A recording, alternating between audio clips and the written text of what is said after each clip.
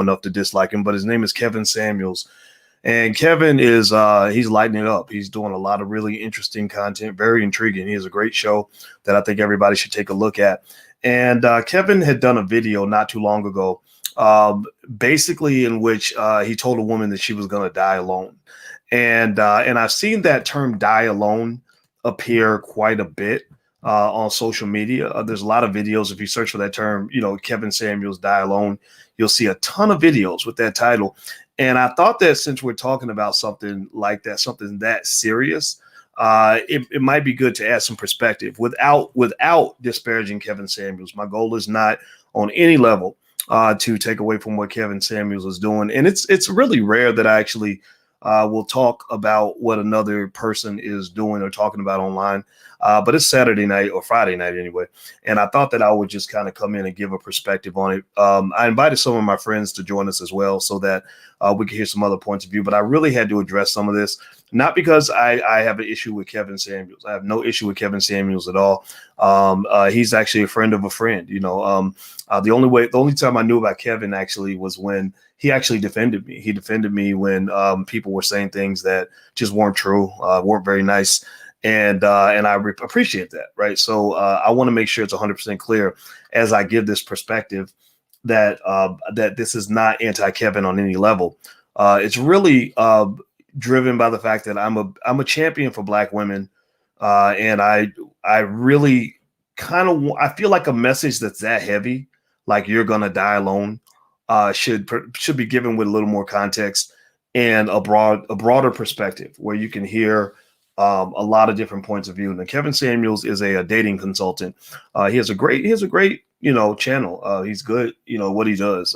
He has a nice little background, very classy, much more classy than I am. He's very well dressed. He speaks. He has a great voice.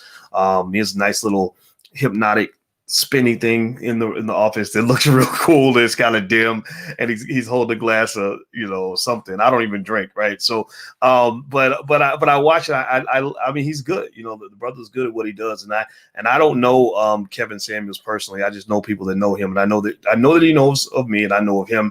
And I did reach out to invite him on the podcast, and I hope at some point that Kevin joins us, because I think he should be heard, right? I think that as uncomfortable as some of those perspectives are, they need to be heard. They need to be heard. But also, I think that everybody needs to be heard, right? Like I think that Black women need to be heard too. I think that there's a lot of frustration where I see a lot of men who don't feel listened to. And I think that the reason a lot of people pay attention to what Kevin Samuels has to say is because they're like, okay, here's a man who's talking. Here's a man who is saying something that a lot of men maybe want to say but can't say it because they're scared they're going to get their heads bitten off. And I respect that. I can hear that, right?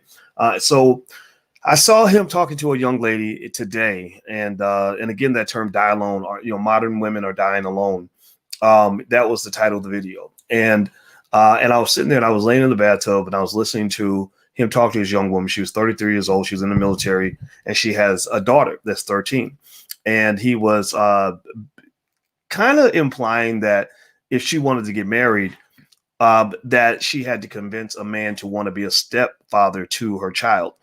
And the thing about it, the thing that led me to say, let me at least provide a little context on this, is that I think it might be a little bit naive of us to believe that stepchildren are always a negative, right? To believe that a man who gets with a woman who has a child is going to say, "Oh, shoot, man, she got these damn kids. I don't want to be around these kids." That's not been my experience. And that wasn't my father's experience. When my father met me, I was 3 years old. My daddy was gone. My biological father was not around. My mother was very pretty, which again speaks to Kevin's point, though, that men are attracted to what they like. They like what they like. And you can tell men to like something else, but they're going to like what they like. But my father, he told me that the reason he stuck around was because he saw me and he fell in love with me, and he knew that he knew that I would need a father. And he was a handsome young man. All the girls liked him. All the women on the block. Even growing up, I saw women looking at my father, flirting with him, even when I was 7, 8 years old. But he was very loyal and dedicated to my mother and to me. and he didn't have to do that. And here's the thing. The interesting thing is that you live in an era where we're told that that's simping, that a black man caring for black children that are not his own makes him a simp. Why would you care about children that you didn't even make? And I don't know. I don't think I know. Not that I just don't know that that's true. I know that's not true, right? No disrespect on Kevin at all, but actually, that can make you a hero to that child. I know that my father's my greatest hero of all time. I love that man to death. And he's not a simp. He's been to Vietnam. He's killed people. He was a police officer. He's not a punk. He's a black belt in karate and all that. So he's not a punk. He's not a wimp. He just loved the hell out of a black woman, and then took care of a black child. And so I think that what led me, if you want to know what led me to really even talk about this, because I like Kevin Samuels. I actually like what he has to say. I know a lot of women who get really mad and burned up and fired up about what he has to say. And the problem with that, the reason I see that you see that is because we don't live in a society that tells women the truth about what men are thinking and what men want. So there are women who are very confused by the behavior of men. They say, wait a minute, Essence Magazine told me that he's supposed to want this and this and this, but he doesn't want this. He wants these other things. Men are so stupid. What's wrong with them? They keep doing, well, there's something that you gain, when you have just a father in the house. And if you have a father in the house, then you on a daily basis are exposed to men and how men think and what men do and what they want. So you understand these things. And so if you don't grow up with the father around on a daily basis, every day, waking you up, pulling you out of bed, taking you to school, some of those things you may miss. So imagine, for example, imagine if 76%, now this is a statistic, 76% of all black women and black children grew up without a father. So imagine if 76% of all men grew up without a mother. 76% of all men grew up without a mother. What kind of men would we be? What do you think it would affect our behavior? Give me a yes or no. If 76% of all men grew up without a mother, do you think that would affect how we deal with women? Do you think it would matter? Or do you think it would be? Do you think it just would be a non-issue? Wouldn't even make a difference at all? What do y'all think? Yes or no? Yes or no? The answer is yes, absolutely. We need our mothers. Our mothers give us balance. Our mothers are our first girlfriend. That's the first woman you ever dealt with. So imagine if we grew up and our mothers abandoned us, or our mothers just weren't there. Like our mothers were just not around, and we, didn't know why. We were upset about it. We were mad, pissed off, going to school. They had Mother Sunday. All the other kids got a mommy, you don't. There's a lot of pain that comes with that, a lot of pain, and it will require a tremendous amount of healing. And I think that what we need is, I think Kevin gives an element. He gives a very strong version of his truth. I saw something he did called Alpha Male Strategies, and I've talked to you guys about the significance and the need for alpha males in our community. But that alpha male approach sometimes needs a little bit of a balance. Right. That's why you have the mother and the father. That's why you have the masculine and the feminine. You can't go from one extreme to the other. Right now, you have a culture, a society that is overly feminized. And because it's overly feminized, you have a bunch of men who act like women, who are very weak, very, very soft, whatever. But then if you go to the other extreme where you become overly masculine, you lose that nurturing. You lose that life-giving energy that women have. Right. That balance, that just that understanding, that empathy. Right. And so to give you an example, the part of Kevin's analysis that I did enjoy is I like the fact that he just tells it like it is from his point of view. Mind you, it's one person. You can't get a whole global perspective. You can't get everybody's personality from one person ever, even from me, him, whatever. So I like that part. I like the directness. I think he's very good at what he does. What bothered me was that it was so raw at times. It was so built for entertainment, almost like I'm going to tear you to pieces and have you damn near suicidal, ready to jump off a bridge. And it's all going to be great because it's going to get me views on my YouTube channel. I think that we need a balance there. Right. And when we talked about Kevin Samuels and his die alone video, the first one, where he told the lady she was going to die alone, and she's sitting there on her phone and wasn't listening and all this other stuff, just engaged in a lot of really negative, stereotypical behavior that I can understand why that would have pissed him off. I can get that. But I don't know if I enjoy seeing a man attack a woman, even if even if she's acting a damn fool, even if she needs to be kind of dealt with. This idea of putting somebody in their place, I think can be replaced with also maybe understanding that some people need therapy. Some people need therapy. And it's almost like with the police, right? You ever see where there's somebody out there who is, there's a person who's got a mental health issue and they're acting a fool and they're waving a knife and the cops just shoot them, pop, pop, pop. Right. And then people are like, no, you could have done something different. You could have called a social worker. You could have, talked the person down. They didn't want you to come kill him. They wanted you to help him out of that situation. Right. And I think sometimes that's what you see when you see traumatized people. And I'm not an expert on this. There are real therapists out here. The black community doesn't listen to therapists. They listen to like YouTube personalities and things like that. I think you should listen to some of the therapists. There are therapists who will tell you that if your goal is to help a person, you can't just show up like the police and shoot them down because they have a mental illness, right? Or feel like, okay, this broad needs to be shut down and I'm just going to. No, I think that there has to be room for empathy. And the other thought that I have here on this issue is this. When you talk about this thing, this idea, if you go back to this concept of you're going to die alone, women are dying alone. That's such a depressing message and it's so sad. And I think it also provides another type of nuance and context. One of the reasons that black men, especially men who have like a little bit of money, a little bit of status, like I have money and I have status, right? So when I was single and I would go places, it wasn't hard to find women. They were just kind of everywhere. Smart, beautiful black women. There's like 100 to 1. It was kind of overwhelming. And there's a reason for that. Now remember, I'm an economist, right? And I can see everything as a market. So dating is like a labor market. It's like a job market. And here's what happened. This is why I'm so pissed off at Joe Biden for his crime bill. When Joe Biden sent all those black men to prison, what they did was they marginalized an entire generation of black males. So what you then had was a lot of black men taken out of society, a lot of your alphas, a lot of your smart black men, your strong black men, your future CEOs and millionaires went to prison. They went to prison at 18 or 19 and got 50-year sentences and they've been gone. And then their sons also grew up without fathers. So the black community was crippled and handicapped by mass incarceration. Your men were taken out of the community. The Economist, the magazine, The Economist, those who like to read may want to check this article out. I know people don't like to read. They rather, I guess, read a headline or a YouTube video or something. But if you like reading and getting actual knowledge, there is an article in The Economist about that. I don't remember the title, but a bunch of white people in Britain literally studied the dating market in the African-American community. And they concluded that because of mass incarceration, you had a steep decline in the numbers of marriable black men. To get married, a man has to be in a certain place. A man has to be, he has to feel comfortable getting married. He has to have a certain income. He typically has to have a certain status or education level or whatever.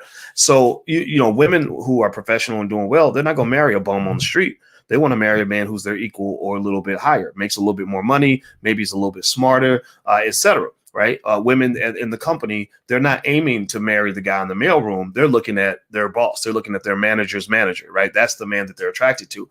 Well, because of mass incarceration, they proved that that for every 1 percentage point increase in incarceration in America, there was a 2.3% decline in the percentage of black women who got married. So they basically said that a lot of the reason a lot of black women can't get married is because there are not enough marriage quality black men available.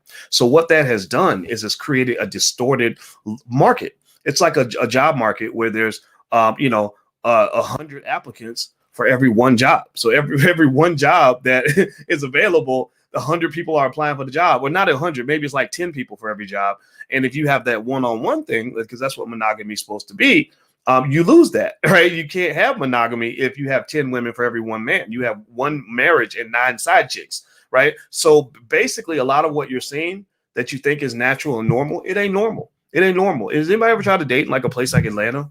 You see, go tell me, black women, have you been to places like Atlanta? Or what's the dating market when you go out and you're looking for quality men? Is it just overflowing, like just amazing men everywhere? Millionaires and $100,000 a year men, just highly educated, quality men everywhere, marriage ready men everywhere. men ready to settle down everywhere, or are you finding a bunch of guys who either are not marriage quality or don't want to get married, or maybe they're just trying to look to hook up. They're trying to get some.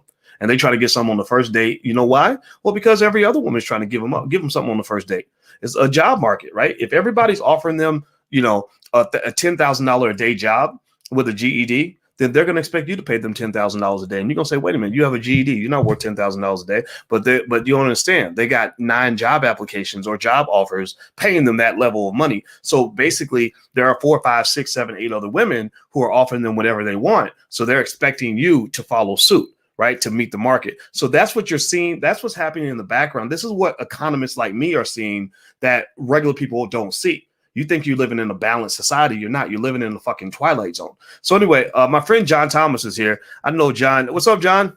Hey, what's going on, man? Can you hear me pretty well? Yeah. John is out of Los Angeles. He's an award-winning filmmaker, and also he's a smart black man. He's in his early 30s. So, John, what'd you think about what I was just talking about here?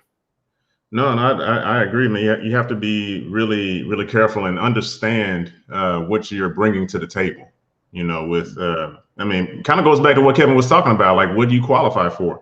You can't sit there and like me, I can't expect $1 million woman if I'm not bringing anything to the table to contribute or to add to what she has.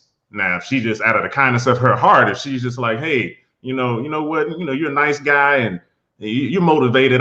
You don't make $1 million. You don't even make $100,000 or anything like that. But I like you. That's her prerogative.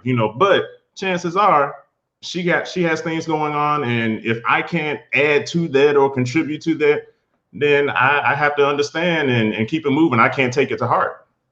Yeah, well, and the thing is that we were talking about before too is that it's not as easy for women as people think. But at the same time, you're right about that point that you always have to think about. I mean, if you think, again, another thing as an economist, I think of things as just markets and transactions. And so, when you're looking for a partner, you have to think about what you're offering as much as you think about what you're getting. And I see a lot of people that can tell you all day about what they want, but they can't always tell you what they're offering. And also they can't tell you how what they're offering matches what the other person wants. Like I could say, well, I can offer you a good job, or I can offer you a nice car. But there's some women who don't want a nice car. Maybe they want me to give them flowers. Maybe they want me to do something else, right? So I think that just kind of knowing what people want is important. Also, I found that reading books about the opposite sex is really helpful. I don't think I think a lot of people spend a lot of time being very frustrated about their options, but they don't understand that if you're not getting what you want, that means that there's something unbalanced in your universe. There's something unbalanced. You're maybe you are like the person who's looking for a $300,000 a year job, but your credentials don't match the quality of the job that you're looking for. And I think people have to think about that. So what do you think about this? One thing that bothers me though, John, is I don't like the idea of anybody telling people you're doomed to die alone. I kind of feel like that's a heavy statement to make, and it's very depressing, because the reality is that a lot of people, especially black women, are going to die alone, because even if every single marriage eligible black man in America married a black woman tomorrow, there will still be black women that do not have a husband. It will be like musical chairs where you got 14 people chasing 8 chairs. 6 people are not going to have a chair, and so not having a chair doesn't mean that there's something wrong with you. It just means that there's only 8 chairs and there's 14 people. So what do you think about that in terms of how that message can be shared without it feeling so harsh or hurtful to people who may not end up where they want to be? Well, I think it depends on, you have to be, the message can be altered, it can be changed, but also for people, you have to be willing to accept the message. Like, what is the message that this person is trying to tell you? And a lot of times when someone is trying to be real with you, a lot of people don't like you being real. They like you to, just pat me on the back, just fluff me up, just make me feel better. And sometimes I don't need you to feel better. I need you to understand the truth. So like they said, the truth will set you free. If you got around a whole bunch of friends, oh girl, you fly, you all this, you all that. And that's not really the reality of how other people are seeing you. You don't have good friends. You don't have real friends around you. So I feel as though we need to understand where we are, and just like that person, it's just like, what, I know you want this thing, but where are you realistically to getting this quality type of person? And if you can't get there right now, what can you do to change that? And that's the thing, it's not, you don't have to be where you are forever. That doesn't mean that you're destined to this thing forever, because people change, people evolve, people grow. So what steps are you going to take in order to make your situation better, to make sure that you're more qualified for whoever you're trying to go for? Because if there's like some woman out there that I really want, I know right now I'm not qualified for, and I'm like, yo, she is the best thing walking.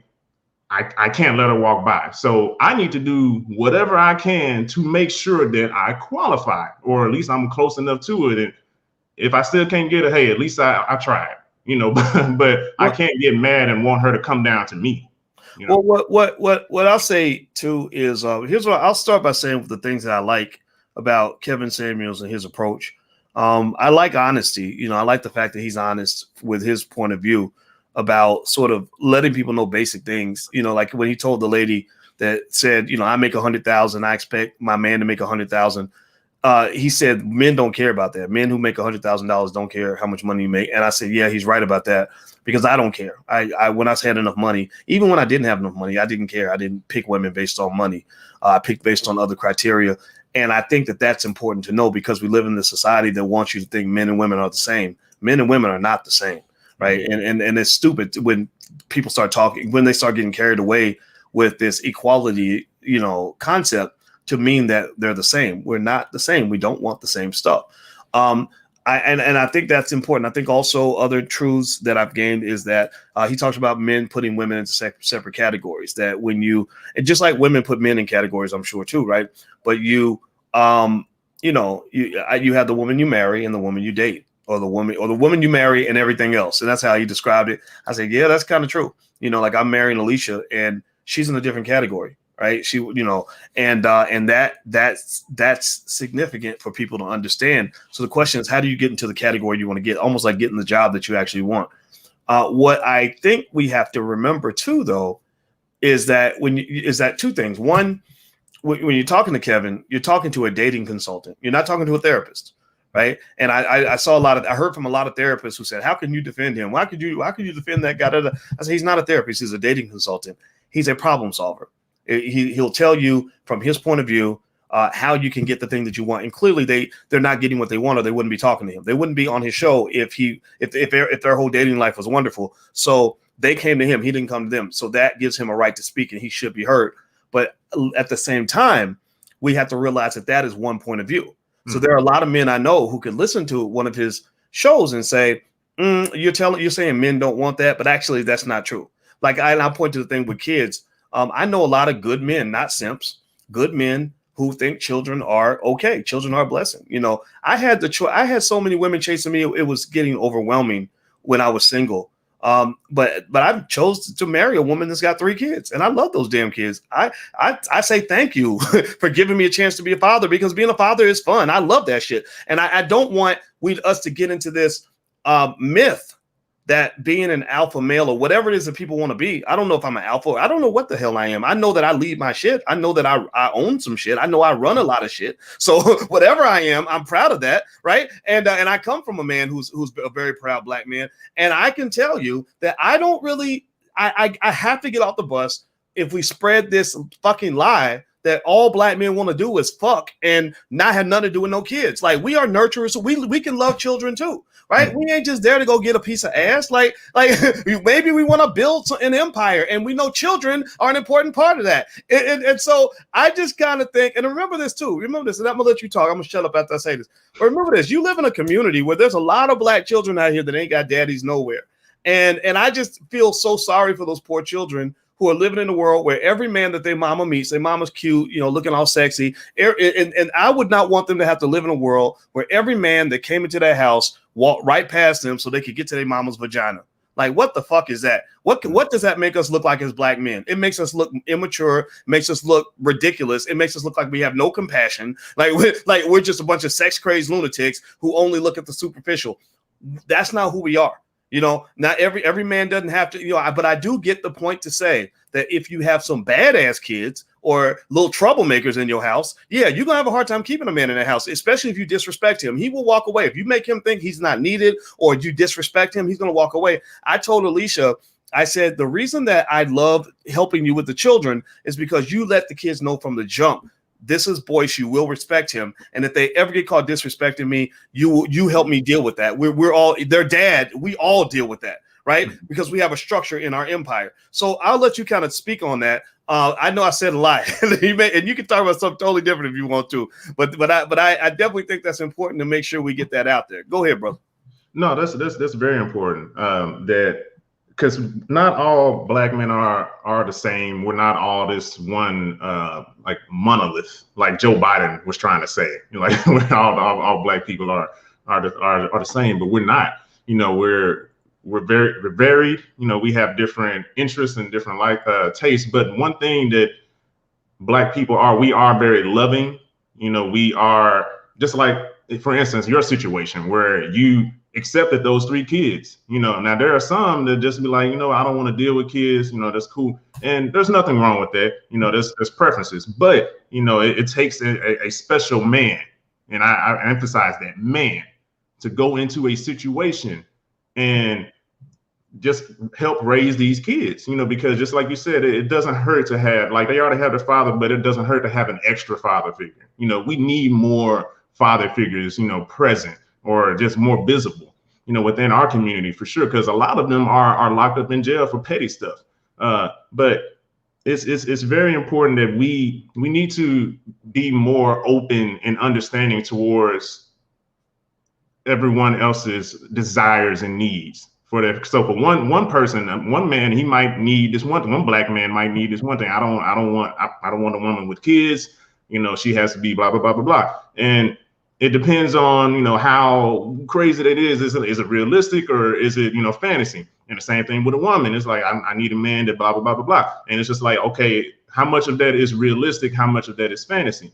And come to terms with what is reasonable and what is something where it's just like these are just the things that I need, and either you match that or not, or keep it moving. So I mean, we have to come to terms with that, and also understand, like, are we at a level to where can I match that, or am I being unreasonable? And like have a real conversation, with ourselves and each other. And I feel like that will open up basically the floodgates of us, because like the woman doesn't need to be the man doesn't need to be the woman, but we have our respective roles and everything in that, but we need to come together and really build back our black community. And we're doing it, but we can always improve. So and this is the steps to do that. Yeah, well, I think really generally that it's hard to imagine repairing our community if we all reject children that don't have a father in the house. Like if we just say you shitty little black bastards, don't nobody want nothing to do with you, kiss our ass, you're not worthy of love because you didn't come from me. And I think I'm biased because I was one of those little black bastards. I was one of those kids that didn't have a daddy. And my father, who, and I don't even care. I mean, if people, what was disturbing to me was I saw how immature some of our men are when I expressed, my love for Alicia. A lot of men said, "Oh, that's simping." And Malcolm X used to say that you can tell a quality of a culture by how they treat their women. And when you think that a man is a simp or whatever because he expresses love for the black woman, what kind of bitch are you? What kind of worthless little piece of shit bitch are you that you think that there's something wrong with a black man expressing love for a black woman? What kind of black man are you when you can't at least understand why those children need to be loved and protected like everybody else? You're not a protector. You might be a fucking predator. You're just there to what are you there just to dip your penis in and then bounce out? I just kind of think, I mean, I get it if people say, it's one thing if people just say, look, I just prefer to have my own children. I don't need to, I don't want to go and jump into no situation because it's true. When you can't, I would not blanketly endorse the idea of just getting in a situation where kids are already there. The children should be well behaved. It helps if they have a strong father that's involved. It also is very important to show respect to that man. I would not blame a man for walking away from a chaotic situation that wasn't managed and under control. But sometimes things happen. And I can tell you that if you gave me a choice between a quality woman who has one child, two, even three, whatever, that are well behaved and she's doing her best with those children, versus some, skank ass chick with a short skirt who thinks she's all that because she ain't got no kids yet. But she's running the streets, getting in all kinds of stuff, new man in the bedroom every 2 weeks. I'd rather have the quality woman. It's because the thing is that I know that I had a child when I was 18, and having a child made me a better person. It made me more mature. I learned how to think about somebody other than myself, and I can definitely tell you that it would have probably been a mistake for a woman to say, I can't date him because he's got a child. That literally had nothing to do with the quality I could bring to somebody's life. And I think it's a mistake to do that with women too. So when I give advice to men, I say, if there are children there, evaluate the situation. Ask yourself, are you ready for all of that? Because it does require a degree of maturity. But at the same time, if it's messy, walk away. The things I'll walk away from with a woman with children is, one, if there's crazy baby daddy drama, like the baby daddy's a lunatic and it's going to cause you problems, that's not fun. Also, if the children are just out of control or she does not respect you. I think those three things are required. But a strong man, a truly strong man, this is why I don't care if somebody, like if somebody says, oh, you a simp because you be with a woman with children. I just say, oh, that means you just a bitch, whatever. But the thing about it is that when you're a strong man, like I was financially secure and all that, I can step in and I can handle all of that financially and otherwise, as long as you're giving me the authority to do what I need to do, right? Mm-hmm. The authority to administer discipline, the authority to help shape the direction of the family, etc. That's where it comes. So I just kind of think that this idea that men just blanketly run away from women who have children. I know a lot of guys who are very, who have no problem with a woman having a child, but you got to show respect. If you don't show respect, then that's more likely to push the man away than your child. But go ahead. What are your thoughts? No, with my personal experience is I've dated a few women who already had kids. So I definitely don't have a problem with a woman having children already. My preference, would be that she doesn't, because, I would like for us both to have our first child. But, life happens. So, and I can't hold that against somebody, because, that could have easily happened to me, so I wouldn't want anybody, saying, oh, no, I can't talk to you because you got kids. So I don't do the same thing to women. But I guess either with the reason why those didn't work for me, either I was too immature, because I think I was in college around the time, wasn't mature enough to handle the complexities of a relationship and how to deal with that. Much better now, thank God. But or I would run across women who they just want somebody. And that kind of turns me off in the sense of where it's just like, they're so quick to bring me around their kids. I could be like a creep, like you don't even know really who I am and what I'm about. I can be a pedophile for all you know. And I don't like that. And it's just like, don't you putting your kids in danger. Get to know me first and see if I qualify to be around your kids, so. Yeah. So that, and I don't have a problem with that, to see because I would do the same. I wouldn't just bring anybody around if I had a child, bring any woman around my child if I could help it. Just like, okay, oh, I like you. Okay, you seem to be good with kids. Let me bring you around mine.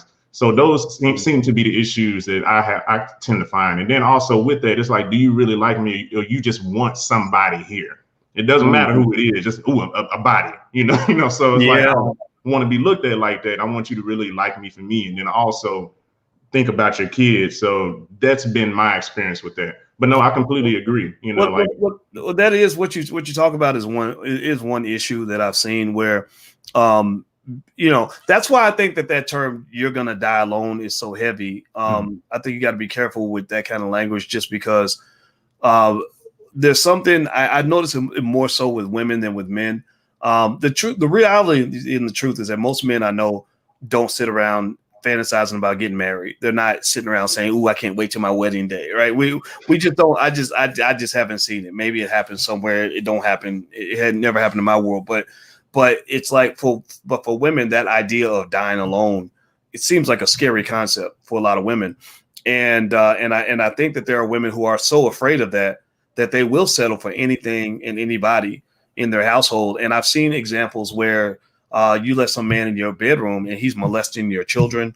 Like it's really bad. Like if you have a teenage daughter, and now it's like if you got a son, you got men that'll come molest your son. And so you can't let just any guy around your children. And also, I think for men, when you're evaluating a woman, you should judge her based on how much she protects the kids. Like if she's letting you get all around her kids and it's the second date, that says that she lacks judgment and discernment, that she doesn't have the discipline to be a good mother to your children. And so before you even lay down with that woman, you got to gauge her quality as a mother. Like if I was starting the game all over again, dating women, and I even when I was in my 20s, I didn't care if a woman had a child or not. And again, it's my bias because I was that little nappy head baby that didn't have a daddy. So my daddy took me in and whatever. And I have guy kids that I didn't give birth to, and I love them to death. And it makes me so proud to be their father. I love it.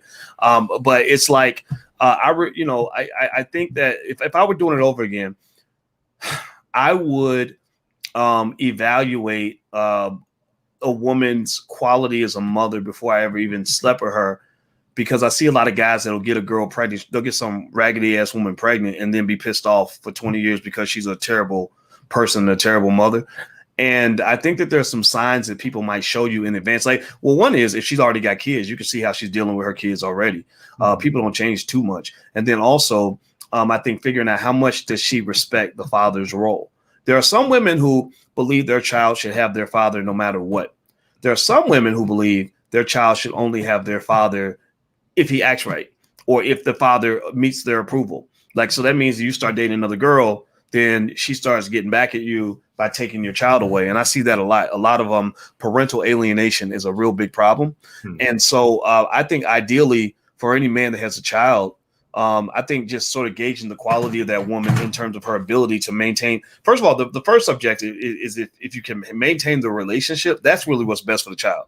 If the mother and the father are in the house, then the child is best off in that situation. I don't care what anybody says. That's the ideal scenario. That's why if you choose to get married and all that, they got relationship therapists out there. They got books you can read. They got YouTube videos you can watch. I suggest to anybody watching that if you want your relationship to last, get some help. Get a therapist that can come in and help you resolve your disputes, help you learn how to talk to each other properly, not fight. Like there's textbook shit out there that will teach you how to avoid letting a conflict escalate. People don't do that shit because I told you, because a lot of Negroes don't read. They don't want to read. Like, why would I read a book or why would I go talk to a therapist? Because therapists are for crazy people. No, a bad relationship will make you crazy. Your ass need a therapist for preventative maintenance. And why are you doing this? Are you doing it so you can be happy? No, you're also doing it for your kids. And that's the last point I'll make on that. And I'll let you jump in, John. Is that, I think that when we got a culture where people are like, oh, you're young, why would you want to weigh yourself down with a woman with kids, or you got your life to live, you should be out having fun, you're 28 years old and da da da da. I'm not saying that's wrong. People can do whatever they want. But not every culture thinks that way. There are some communities, there are some cultures out there where they think where the family and the group matters more than the individual, right? Like building empires matters more than getting a piece of ass, right? That long-term success matters more than instant gratification, because that's what that orgasm is. That's instant gratification, and there's plenty of them out there, and there's plenty of people who lay down with you and do whatever, and that's all cool. I'm not judging that, but there are cultures out there that build empires that completely think in a whole different way, and I think some of that's been lost. I know that my father, when he married my mother, he was about 22 years old, and he was a very handsome man. He had come back from Vietnam. He had women chasing him all over the place, but for some reason he chose to marry my mother. He says it was because of me. He said he just loved me and he felt like he needed to be there for me. And so all through his 20s, when he could have been out getting ass, he was coming home to a family. And to this day, he takes tremendous pride in that. And that was the definition of manhood that I was raised with, that a man is not a person who evades responsibility. A man is a person who embraces responsibility and is okay with that. So I think we've even lost the definition of what it means to be a man because we've been listening to these motherfucking rappers. What are your thoughts? No, I completely agree. I think there's been a lot of European influence in the sense of individualism.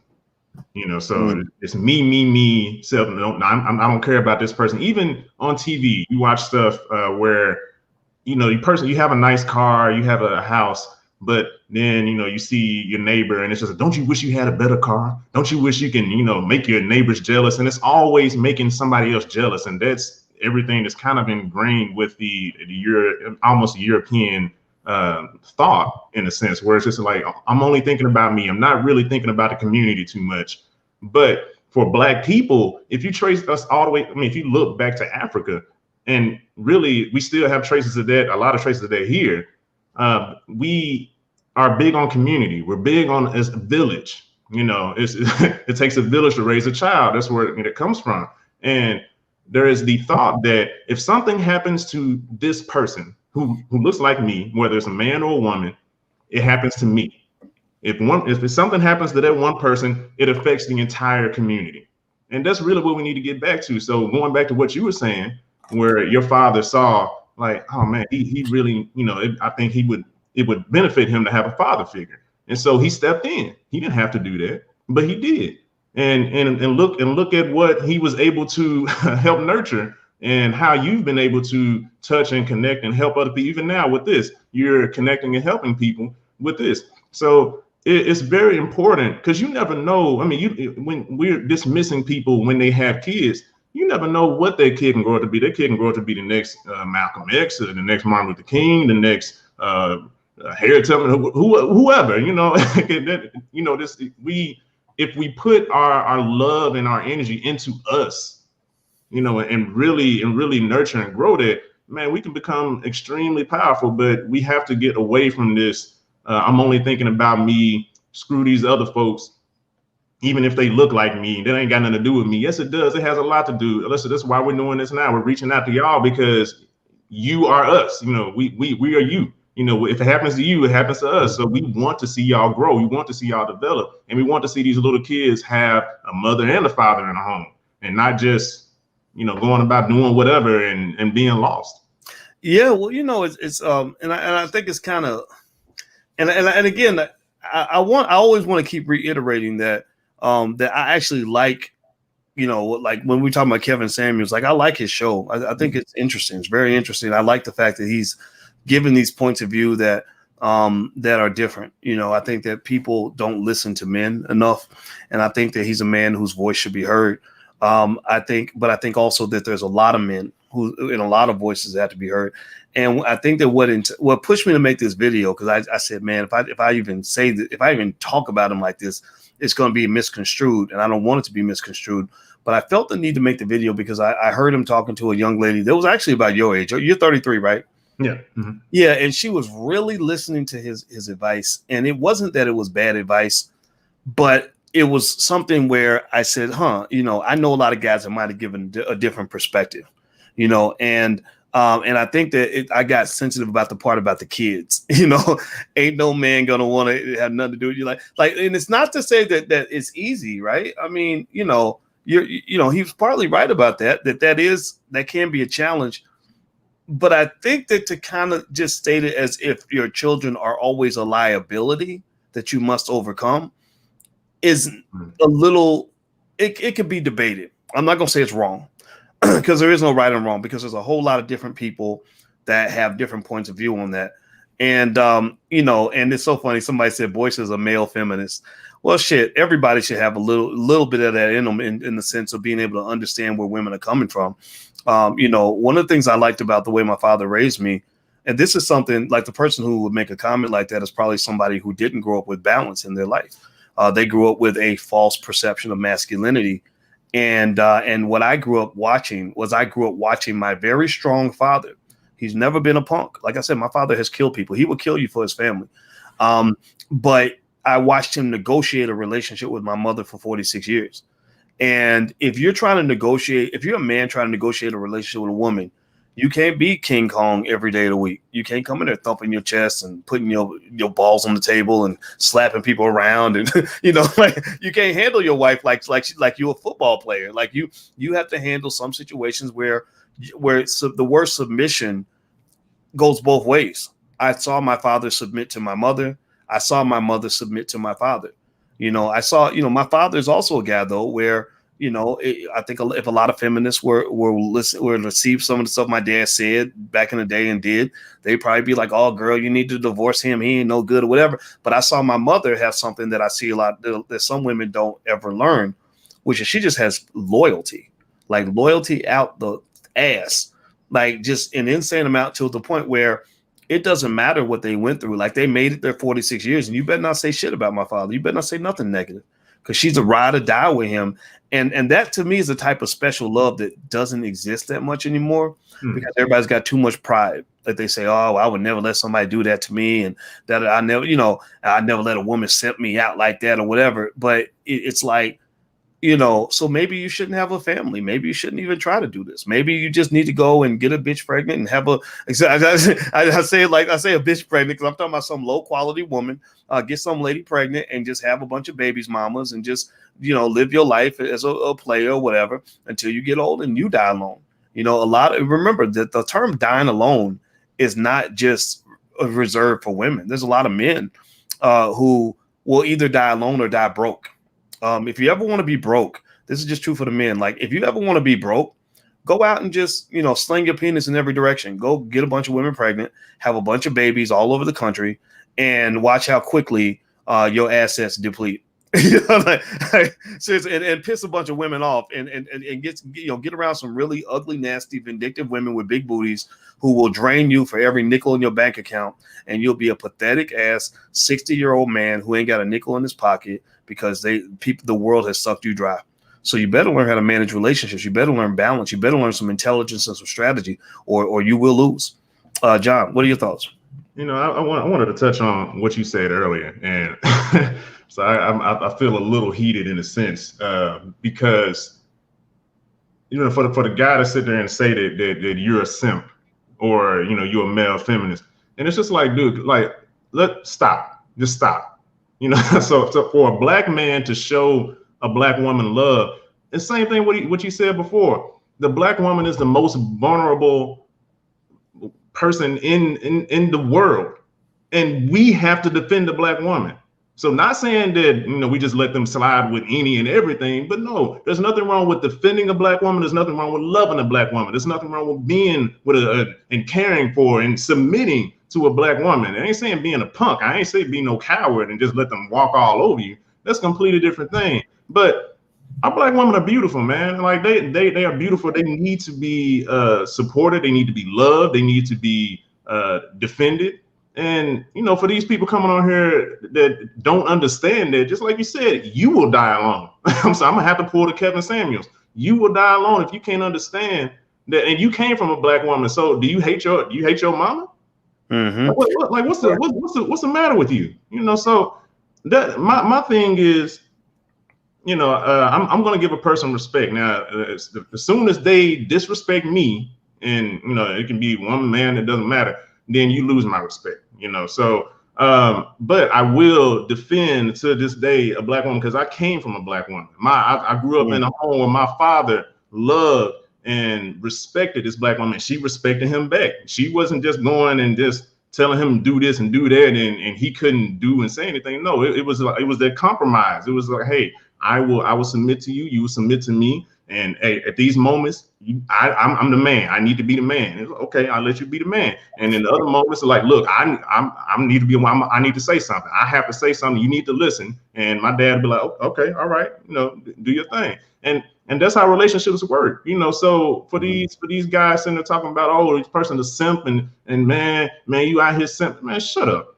Just get off it. Go watch some other videos. Go watch some other dudes and who go watch Future and all these other guys who just like you said want to slang their penis all over the place and then try to blame the women in their songs, hold bitches and all, and then get mad at Sierra because she moved on. Bro, she don't want to be with you. you don't respect her. You don't respect her. When you think about like the Future of Sierra, it's like I wouldn't be. I wonder. I bet you Future didn't have a father.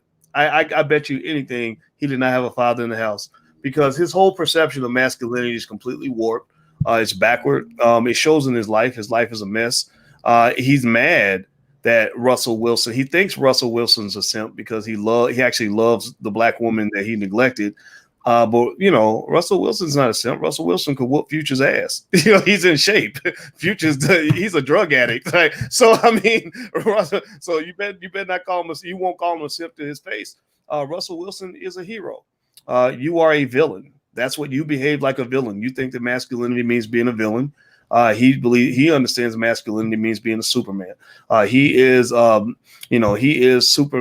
Batman. You are the Joker. The Joker and Batman are both strong people, but Batman always wins. Batman is the one that people love. Batman's the one that helps the community, not just himself. And that was always my view of masculinity. And I think hip hop kind of distorted that, where it taught black men that to be masculine, you must be the villain. My father was the hero. My father was looked up to by the whole community. My father was looked up to because he was a sturdy man, a courageous man. He was a man that carried the neighborhood, like people, because at that time, this was a time when it was cool, actually okay to be a cop. And so people would bring their problems to him, and he would come through for people. And he was what the black community needs. Like the black community does not need a bunch of selfish men who are just on the hunt for vagina. We need men who will go and make sure Mrs. Wilson that the tree is cut down in her front yard, or that that the single mom on the block, that if she's hungry and her kids need food, he'll get some food for the children without trying to get some sex in exchange, right? Or just the person that if somebody comes and hurts somebody in the community, he'll go deal with that. I remember actually, believe it or not, it really did happen in my neighborhood when I was 17. There was a guy that was a teenager. One of my friends was raping women in the neighborhood, that nobody knew. Like he raped several women in the neighborhood. Nobody knew who did it. And my father was a person who investigated and got that son of a bitch out of the community, right? Like that's real. That was what I saw in terms of what a man does. I didn't see all this stuff that you see now with music where they just like, oh, well, you a man if you run around and thump your chest and talk a lot of shit and, have sex with 1,000 women. Like, no, you're just going to end up with a bunch of STDs and you're going to end up broke, and not respected, not loved, not appreciated because you are of value to no one but yourself. You're not a team player. You're an individual. We got enough individuals we got 40 million individuals in the black community. We need some team players. Right. So I'll let you get the last word, man. Any thoughts before we head on out? Yeah, no, I'll just piggyback off of that. And we need more leaders in the black community. And if you are a man that has kids, that doesn't mean that you're a bad person. As long as you're stepping up and being a man and taking care of your kids and actually even showing your kid like, hey, I'm going to love your mother. You might not be together, but I'm going to love her, show her respect. And the same vice versa with the women who have these babies that's like, don't hold the kids back from the father unless he's like some crazy drug addict or something. But, like we need to really be looking out for one another. We really need to stop really slamming each other so much. I mean, hold each other accountable, but, like critique out of love. You know what I'm saying? So and that's what this is. There's a difference between hating and critiquing out of love. So there's nothing wrong with a woman having a kid. If you have kids and you want somebody of high quality, there's nothing wrong with that. But also just be real with yourself and see where you are. Do I qualify for that? The same thing with men. Do the same thing. Do I qualify for this kind of woman? But that doesn't mean you're going to be there forever. If you don't qualify, you can always move up and improve yourself. Like you can always do that. And just love each other, love yourselves, and just like you said, there's nothing wrong with therapy. If you need therapy and you like, I can't get love because I'm crazy, get some therapy. There's resources out there, man. All right. Well, I'm gonna answer a few questions, John. So I'm gonna let you everybody. This is John Thomas. His Twitter is right there, JT Slim Cutter. So follow him on social media. He's a good guy. He's an award-winning filmmaker. Very smart brother, and make sure you follow him and give him some support. And I'll see you later, John. I'm gonna go there. I'm gonna answer a few questions before I head on out. So thanks a lot, man. I appreciate it. All right, okay, everybody. So So what I'm gonna do is before we go, I saw some of you had some questions you wanted to ask, so I'm gonna just read some questions and answer them rapid fire. So make them quick. So let me see here. What you got? Let's see. Preach real life. Dr. Boyce should go into heaven when you die. Well, thank you, Sheila. I'm sure that's debatable. We need other opinion options in the hood and the ghetto. Yeah, I think that media has done a bad job of misrepresenting the black man. I feel like the black man has been presented in a really bad way. What does high value mean? I think high value is whatever you define it to be. Everybody likes something different. Everybody has a different weighting system. And in fact, if you go to 16personalities.org, they explain that there's about at least 16 different personality types, and all of the personality types are different. So it would be hard for somebody to tell you what you want, or what men definitely don't want and what women definitely do want, because that's just you can't really do that. I think that there are some general things that should be heard. So, for example, when we were talking earlier about Kevin Samuels, one thing I like about Kevin is I like the fact that we've been missing a male perspective in the whole dating space, and I'm glad that he's given that. But I don't think it should be turned into like a bashing thing, like oh, let me tell you why black women are going to die alone. That's a touchy thing, right? It requires like some nuance. And but I will say that there are some basics to it, right? And as a mathematician, I think in terms of logic. So logic says you're either getting what you want or you're not. You're either getting what you want or you're not. If you're not getting what you want, then you have to figure out what you need to change to get what you want, or you got to want something different, right? Like if you're looking for a job and you're looking to make $300,000 a year and you only got a GED, well, you eventually have to either get more education or you got to look for a lower paying job. So you have to figure out what you're missing or what you need to add to strengthen your resume. For example, when I was broke, I had fewer options than when I wasn't broke. It doesn't mean that every woman cared about how much money I had, but at the very least, it did mean that I had more options.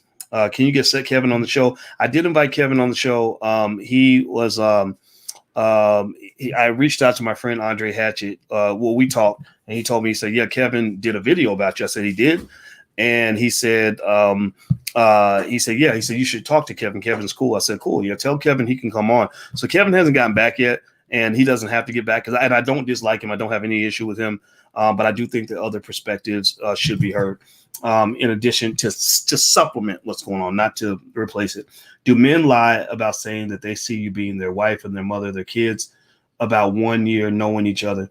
Do men lie about that? I think they can lie. I think that what it might be, I think a good way to evaluate a man, in my view, is look at his track record. Look at how serious he's been about other things that he's done.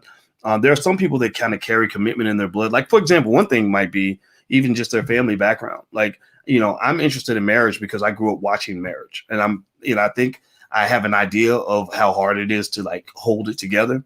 So someone like that is more likely to have a more practical view of what a marriage really would take, as opposed to somebody who's never done it before. So I would kind of look at how he carries things, how he sticks to commitments, maybe even something as basic as like a person who's had the same job for 5 or 6 years is usually a person who makes long-term connections, long-term relationships. Absolutely, media is done. By the way, Instagram's about to cut you guys off. I'll bring you guys back in. And so Alicia's sitting there staring at me as I'm talking to you. So I'm a little bit. I don't want to say the wrong stuff. She's a relationship therapist, so I'm sure she has a point of view on stuff. Black women have decided to opt out of relationships for being independently promiscuous. I wouldn't say that's true for everybody. I think that's true for some people. I don't think it's true for everybody, but like I was telling you about that Economist article, in the Economist, they said that for every 1 percentage point increase in the incarceration rate, there's a 2.3% decline in the percentage of black women who get married. So a lot of that Joe Biden, Bill Clinton crime bill took away a lot of potential husbands. Is an investment to date a woman with kids because you're dating a family, not just her. So you have to manage 2 relationships. It takes a strong man with skills to do that. Not everybody can. That's 100% true.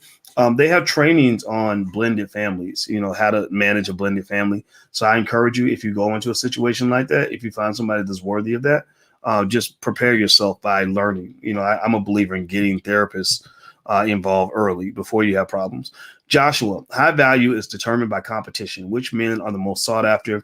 Which woman is the most sought after? That's it. Okay, that could be a definition. I think, but I also think that some of it's subjective too. I personally think figuring out what you consider to be high value is more relevant than what the world thinks is high value.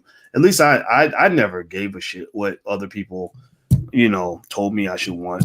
I wanted what I wanted. So it was even better if I thought something was high value and nobody else did, because then there was less competition. So don't get caught up in what everybody else thinks you should want. Like, you should want what you want. The truth isn't bashing, it's meant to wake you up. I agree that's true, but I think that there's ways to issue your truth while recognizing the fact that it's a subjective truth, and that it should come with some empathy of the person's situation, their challenges. The ladies need to hear a woman's perspective. Bring Mrs. Alicia on, please. Do you want to come on? Do you have something to say? I have plenty to say, but Would you like to share something? About what? I don't know. Just if you have a perspective on, how about this? You're sitting over there. If you have something to say, you can say it, Okay. and just let me know.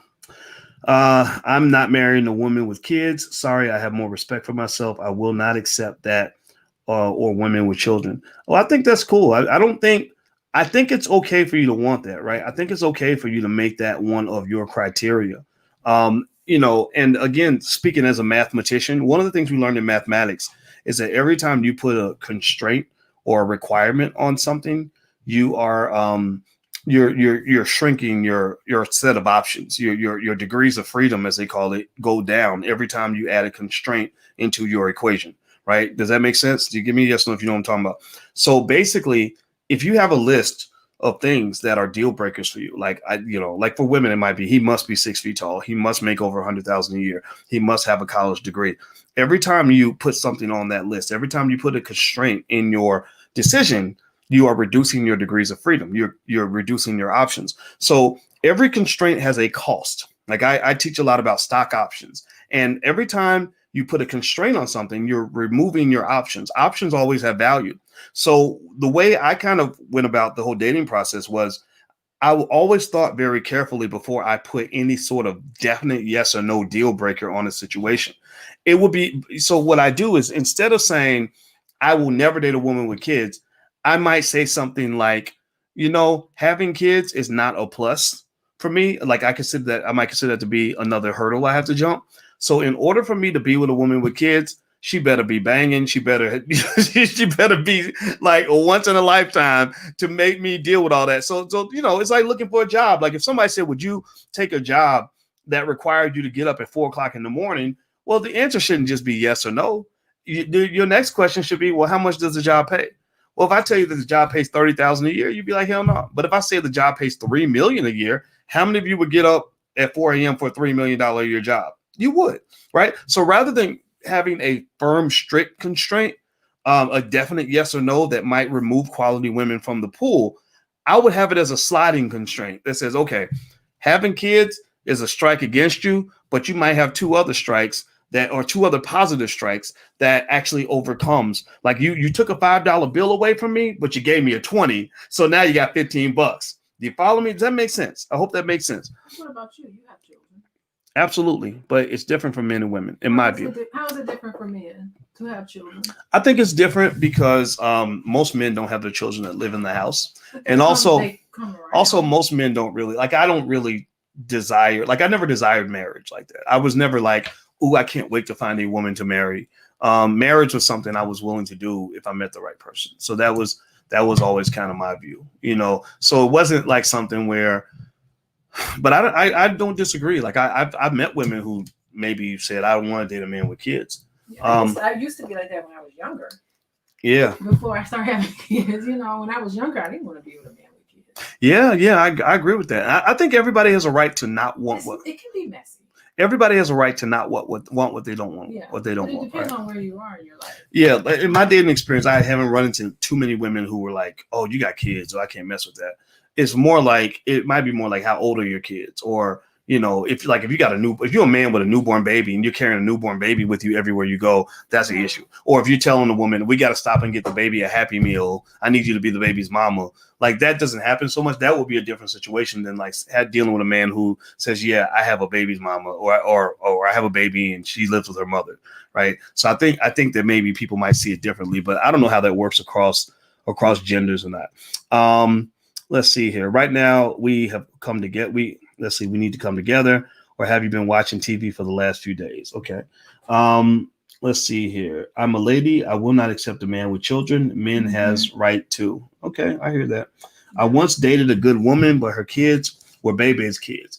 It becomes a deal breaker. They did mind their mother, smoked, and we headed to teen pregnancy. Yeah, I can understand that. Yeah, I mean, a little bad. I don't think anybody wants to date somebody that has terrible kids. It's no fun. Yes, Dr. Boy, say it. Speak on this simp culture. Also expressing that a single woman with 3 children is still a quality woman. Hell yeah.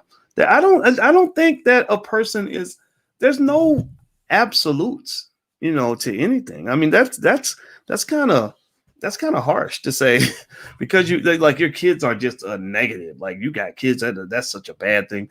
I think motherhood is a wonderful thing. I think most of us really love our mothers, and most of us have a lot of honor and respect for Black women because they gave us life. And I think that we have to be very careful to talk about children like that is an absolute negative. It doesn't mean that people don't have the right, though, to say, I choose not to be with somebody with children. But I think you just got to be careful. You can't be sloppy with that language. A woman with children will always have an emotional attachment with the father. That might be true in some cases. Who knows?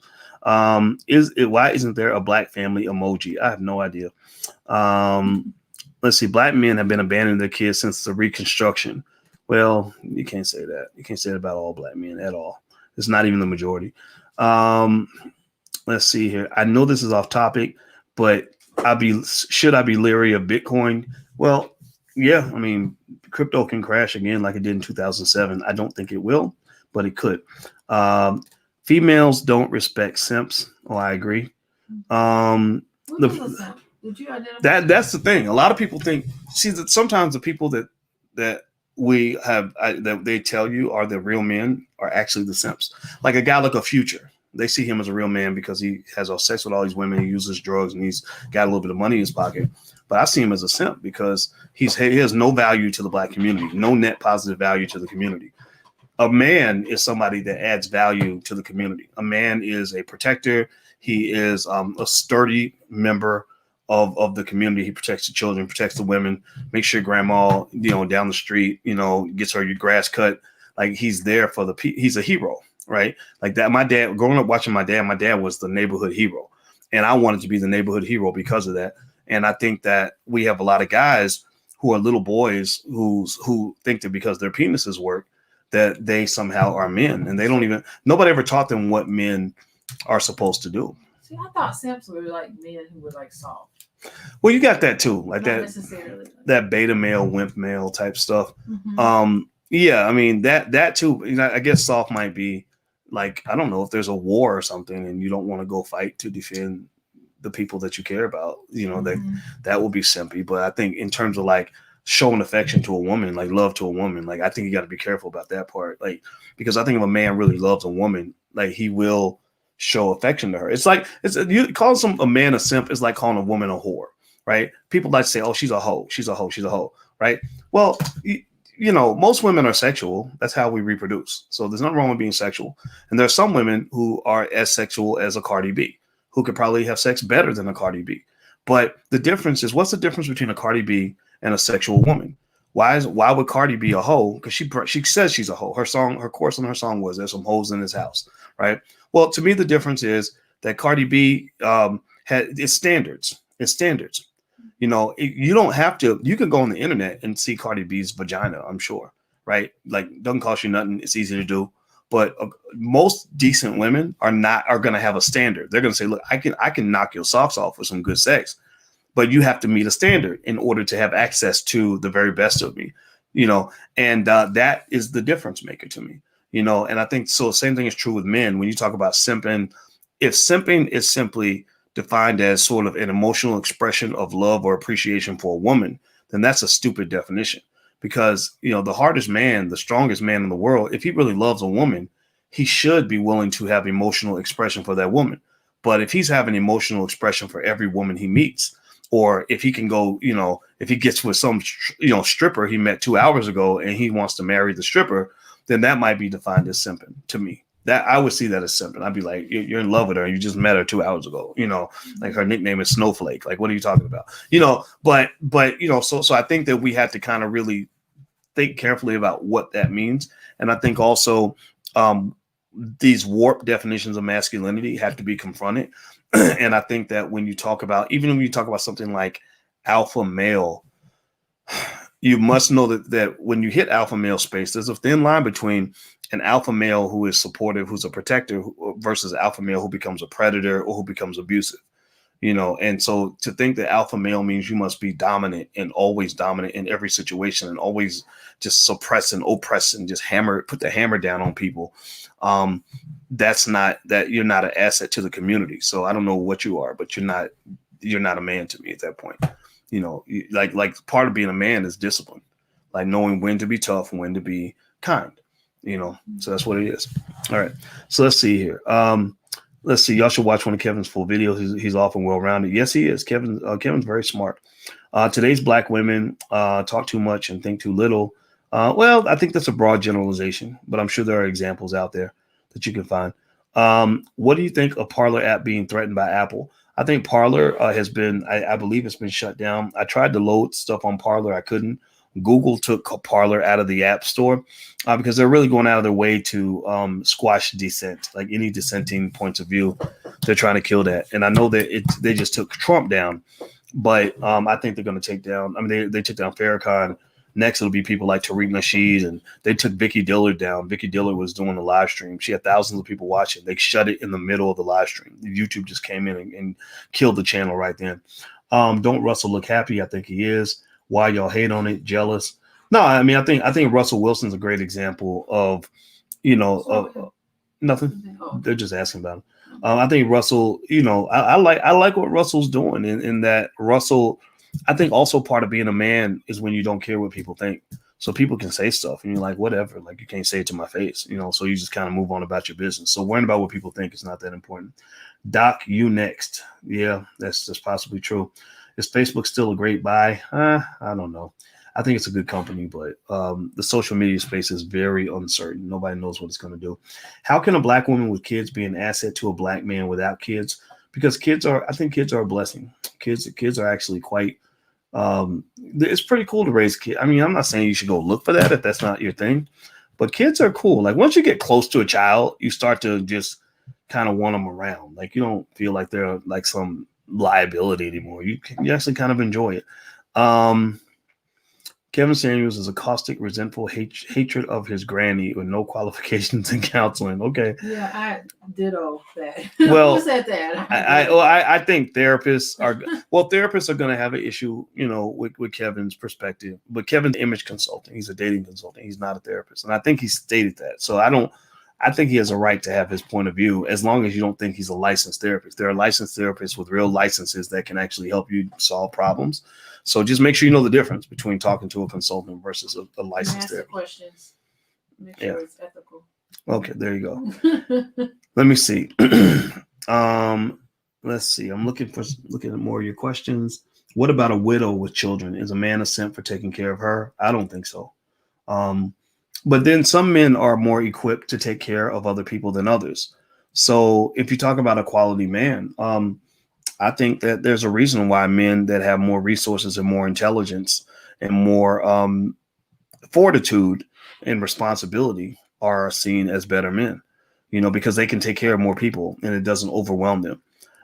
Weak men are the men where when the pressure gets too hard, like the bills get too high and the stress is too high, they run away and they abandon the family. That's not manhood. But that other type of manhood where you can handle the pressure and deal with the heat, that tends to occur when you get a little older. Like when you get 35, 40, 45, like you've been through some things, you know how to handle stuff. You don't freak out. So, there's a security that comes with that. And that's why you'll hear people that'll say, you shouldn't date a male. A male is a young man. you should get with a man. A man is over the age of 35. And I actually don't disagree with that. I think men over 35 are just a little bit sturdier. Like, we just been through some things. We know how to handle stuff. So, and also you have more resources to kind of deal with problems. Let's see. Uncle Boyce is a beast. I hope that's a good thing. Let me see here. Numbers don't lie. Stepdads are deceived. Are the deceived mockingbird? I don't think so. A man is obligated to take care of a widow. Okay. How does a woman know if a man wants commitment? I think he shows it. I believe that when a man really wants to commit, I think you can learn about people by asking about their past. Like, ask them about their past relationships. That'll give you, in my view, this is just Uncle Boyce's opinion, but I think if you see you'll see patterns in people's behavior. Like, just little things, like if you date somebody that's where every job they had that job for 5 years or 8 years or whatever, that means that they're a person that doesn't hop from one thing to another most of the time. And then also, if their last relationship was 7, 8 years and the one before that was 10 years, that probably means that that's somebody who likes to settle in and settle down. I think that says something. But if they are like, 6-week relationship after 6-week relationship, people like that tend to not be very good for long-term commitments. Also, I think that if a man wants to commit, he'll just really tell you. Like, he'll just flat out say, I want to be with you for the rest of my life and blah, blah. Like he'll just tell you. Like, I told Alicia, didn't I tell you? You did. Yeah, like, I was just like, I'm here. This is the woman I want. And then she met my family members, and my family members were telling her, girl, he ain't never acting like this about nobody for a long time. Like little stuff like that, will give you clues that he's serious about you. Because that's the other thing too. I don't think every man is equally serious about every woman on any level. I don't even believe that there's such a thing as a good man and a bad man. I think you got different levels. It's like saying, is working at Amazon.com a good job? Well, it depends on what job you have. You could work in the mailroom, or you could be the CEO. If you're the CEO, it's a great job. But if you work in the mailroom, then there's nothing special about it at all. So the same thing is true. Is he a good man or a bad man? Well, maybe it depends on whether you're the right woman or just some other woman, right? So I also think one little trick I think that I would do if I was a woman actually is I would try to decide, like, what matters more to you, like getting the absolute best man you can find in terms of looks and all the things that you like, or finding the man who really loves you the most. And I believe that the art of picking the man who's going to love you the most and treat you the best, you can think of it, I think, like looking for a job, right? Like, if I'm looking for a job, I could go for the highest paying job I could find, but that job might stress me out. Maybe they don't appreciate me because everybody wants that job. It's a really hard job or whatever. But I could go to another job that maybe pays me a little less, but they really want to have me. They let me take days off when I want to. They let me be my own boss. It's a comfortable working environment, etc. And I think that second scenario, when you get more mature and more confident in yourself and you know what you want, that second scenario tends to work best. Like, really gauging how that person feels about you can be critically important, because you can feel more emotionally secure with somebody who's really honored to be with you. Like, the difference with my relationship with Alicia is real basic. Like, I'm super honored to be with this woman. Like, when I met her, she was the most beautiful woman I'd ever seen in my life. And I was ecstatic to be in her presence. I mean, it was an honor to be around this woman. So when a man feels that way about you, he's going to be on his best behavior. He's going to give you his best, right? Maybe he's not the best. I don't know. I don't know if I'm the best. And, when I met Alicia, she was, there were a lot of really, high quality guys that were interested in her. NBA players, NFL athletes, all these other guys, 6'5", drop dead handsome, $10 million in the bank. I was just a little nerdy grad student, and so we connected because we're both, we're both scholars, like we're both thinkers and, whatever. But it's like, like, I was really happy to be with her, which made me understand the value of what I had. Like, I don't think you want to be with a person, especially a man. I think this is gender specific, because I think women have a natural, in their brain, they have oxytocin, which makes them naturally more loyal in a lot of areas. Men can be loyal too, but it's a different process. But I think for a man, if you have I think the worst situation to be in is to be with a man who feels like you should just be lucky to have him and he could just replace you in a week. And then that man isn't going to work as hard to keep you. He's not going to work as hard to maintain the relationship. Like you tend to take care of things that you see to be valuable, and things that you don't see as valuable or easily replaceable. You just kind of, toss them in the corner and, let it just kind of rot and rust. That goes for relationships too. Let's see here. Of course, you will say that. However, just because he's a simp doesn't mean he isn't real. Okay. Frats, sellouts, where the Kappas. Okay. When and how do I join your next trading class? How much will it cost? We're doing the Black Wealth Bootcamp right now. So if you go to blackwealthbootcamp.com, that's what we're focused on for the next 6 weeks. Blackwealthbootcamp.com. Let's see here. He'll leave your ass fast as hell. Okay. Yeah. Oh, you're talking about the men who feel like you should be lucky to have him. Yeah. I think it's a tricky thing though. Kevin Samuels uses his experience to bash black women and never holds black men who uphold misogyny, homophobia, and transphobia accountable. Mm-hmm. Amen corner. She's not a big fan of Kevin, but no. I have a different view. I feel like Kevin should be heard. I feel like Kevin Samuels is not wrong all the time, and I think that his point of view should be heard. I think it's better to debate. I think if you disagree with people, you should debate them. I don't think you should just say that they're just wrong. Start to carry yourself in a way that's less than respectful, and I think that's where you just are wrong. It's just a respect thing. He's got great points, so I don't want to say he's bad. Yeah, he's interesting. He's got a great point of view. Mm-hmm. Well, I'd like to have him on. So if he sees this, I'd love to have him in the conversation. Mm-hmm. Some people like him, some people don't, and I find that really interesting. He's very like middle of the road. You either love him or you hate him. That's for sure. The social media space is being controlled and censored. Yes, it is. He asks, asset, not a blessing. Okay. Respect you, Dr. Boyce. I'm a sophomore business marketing major from New York who attends Morehouse. Okay, good for you. Got a Morehouse man in the building. That's excellent. Well, God bless you, Jay Mills. Thank you for the kind words. Kids are a liability, and you speak business. Another man's kids are a liability. Your opinion doesn't hold weight. That's a fact. Assets versus liabilities. Well, I think it's certainly your right to have that perspective. I think it's everybody's right to have their own perspective. Taking care of another man's kids is not always ideal. It's not, always the preferred situation. But if you meet somebody that is quality enough, like if you meet a woman that's because usually it's the woman who has the kids in her house. The man doesn't have the kids in his house, right? But you can meet a man who has children. And I personally think that if you meet a person that just treats you well and their children are well behaved, I'd pick that relationship over a bad relationship with somebody that has no kids. And I think the one benefit I have seen is really good mothers. Actually, they're one thing that they have that a lot of people don't have is they tend to know how to care about somebody other than themselves. They tend to be, not all of them. This isn't true all the time, but you learn something in motherhood. Motherhood is a learning experience, and women who are good mothers can be good nurturers. And they can nurture a man too if it's a quality woman. So I wouldn't write it off. And I think kids are fun, and we have a community full of children that don't have fathers.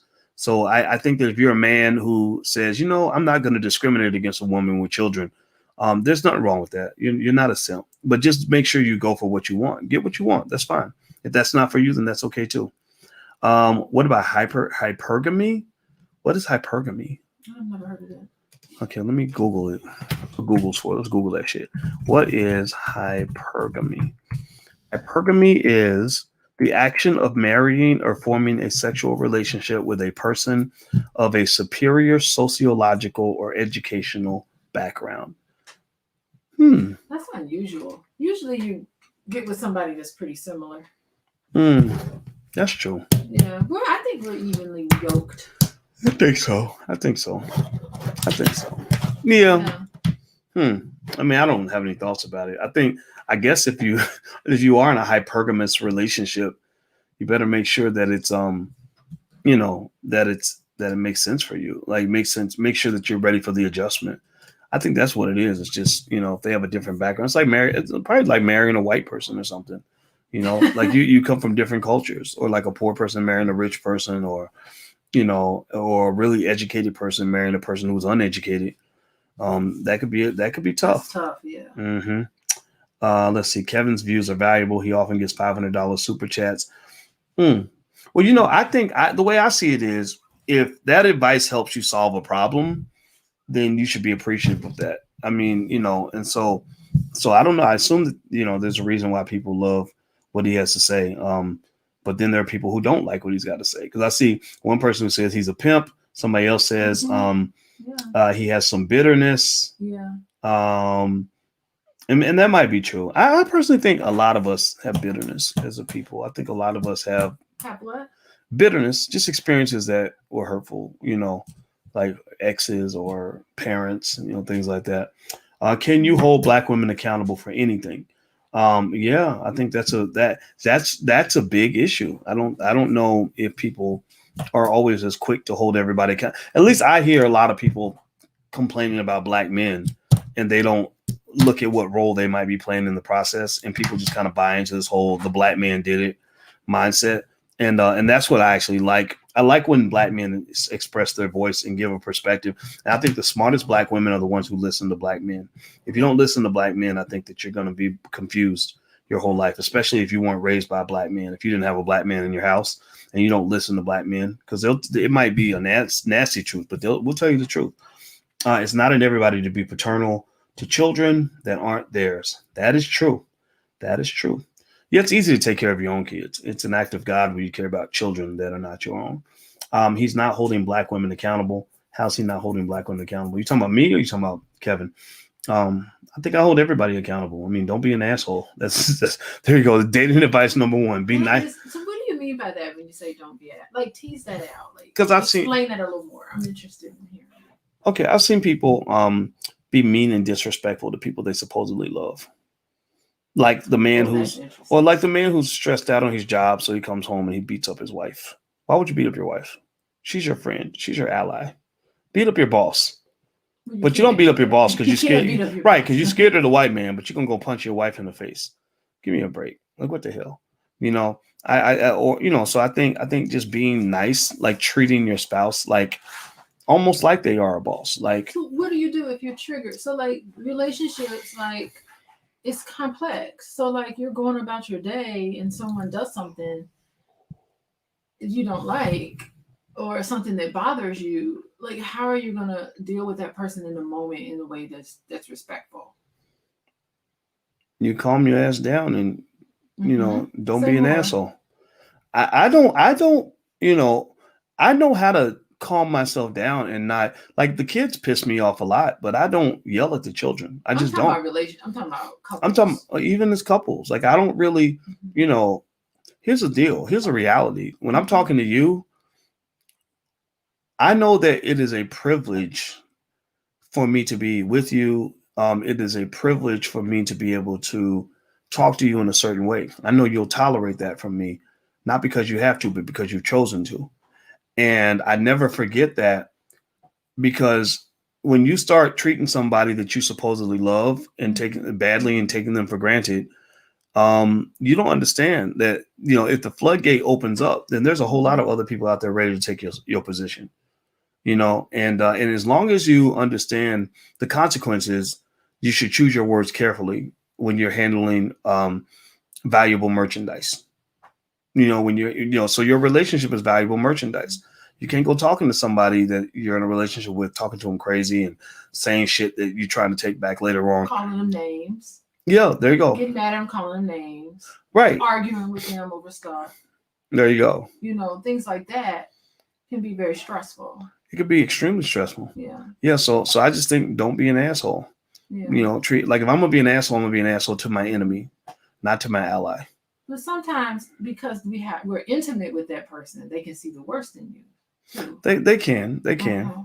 But you know, even when I deal with you, like, I can let things go very quickly. I don't really, you know, I could be really mad at you at 1:00 and be okay by 1:15. It's You true. know, yeah, because I also learned that, relationships are hard because you're really talking about trying to be with somebody forever. Yes, and it takes work. It does. It does. And I And don't think people are realistic about the amount of work and the amount of growth it takes on your part. You're in a relationship with somebody long term.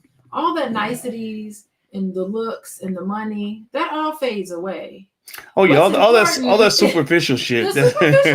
superficial stuff fades away. It may get your foot in the door, maybe, Hmm. but it all fades away. And what really makes a relationship work is those moments of how you treat that person and make that person feel. And it takes work to keep that level of respect going in the relationship. How you gonna treat somebody day in and day out? Are you gonna make that person feel loved and valued and appreciated? Because you know what happened. I'm so used to you every day doing all these great things for me that I forget to say thank you, or I forget to show you that I appreciate that. I work with couples all day long. All day long I'm working with couples. And it's little stuff like help me wash the dishes when it all boils down, these couples are saying, when I'm washing the dishes by myself, I'd like for you to come and help me do that. Like, I would like for us to work as a team. When you go and buy stuff, stop going over the budget.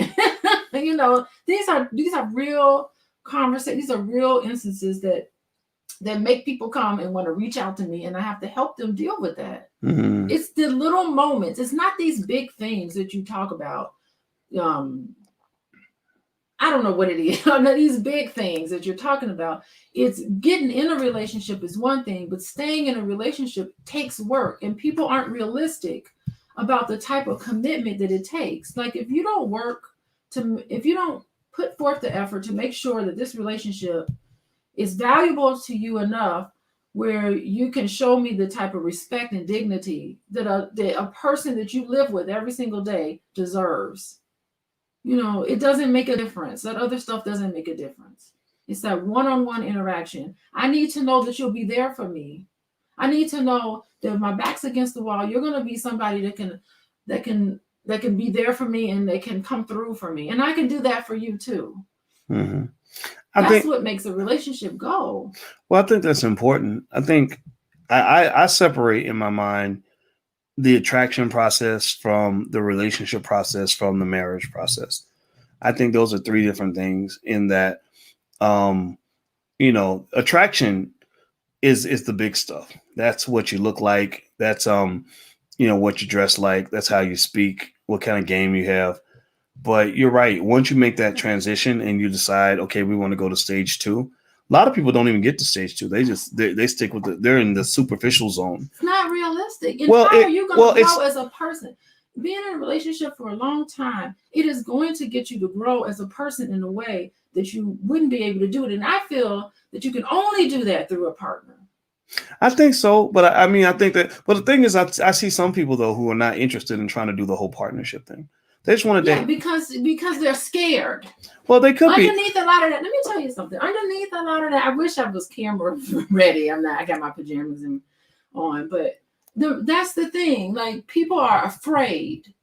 They are afraid because they have trust issues.